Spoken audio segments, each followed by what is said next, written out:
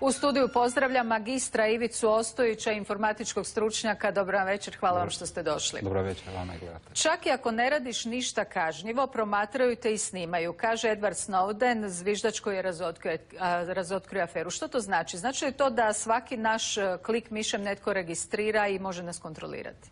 Pa u principu da. Dakle, ne radi se tu kako bi se možda moglo zaključiti temeljem ove uvodne reportaže samo o sigurnosno-obavještajnim službama. Internet je veliki biznis, tako da ono što vi gledate zanima jako puno ljudi, između ostalog i razne promidžbene tvrtke i tako dalje. Dakle, većina vaših koraka na internetu je praćena kroz ono što se zovu kolačići, kuki i tako dalje. Samo je pitanje kako će i ko iskoristiti. Samo je pitanje kako će i ko koristiti i na koji način. Jesu li velike internetske tvrtke kao što su Google, Microsoft, Yahoo, Facebook i tako dalje znali za špijuniranje?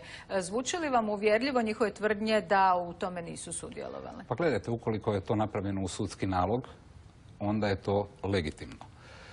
Također treba znati da određene obavještajne agencije imaju definitivno mogućnosti da tehničkim putem uđu u te tvrtke bez znanja tvrtki. Dakle, to bi trebala istraga pokazati. Jer to ne ovisi isključivo o samim tvrtkama, dakle, ili obavještajnoj zajednici. Ljudi koji su malo dublje u tehnici danas bez problema mogu također odraditi ovo o čem se govori.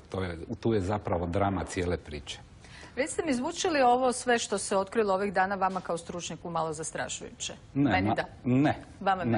Nama je to zapravo business as usual. To su stvari koje se događaju već cijeli niz vremena. Moramo biti svjesni da sigurnosno-obavještajne službe imaju svoje mjesto u zajednici, znači imaju definiran svoj skop, ali tamo isto rade ljudi. Dakle, mogućnost zloupotrebe postoji, zlouporabe postoji u bilo kojem segmentu društva, pa tako vjerojatno i tamo. I recite mi još, zagovornici teorije urote tvrde da je Facebook izmislila CIA kako bi nas kontrolirala, a ne Mark Zuckerberg. Što vi mislite o tome? Socijalne mreže općenito su vrlo upitna stvar.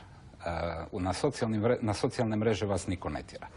Na socijalnim mrežama vi se de facto svojevoljno odričete privatnosti i to u nekakvoj ranijoj mlađoj dobi. Postoji poslovica koja kaže rob ste onog što ste rekli, a gospodar onog što niste rekli. I budite uvjereni da će vas neke stvari koje po tim raznim socijalnim medijima postavljate kao mlad čovjek vjerojatno sustići u budućnosti. Gospodine Ostojiću, hvala vam lijepo što ste bili naš gost. Hvala vama.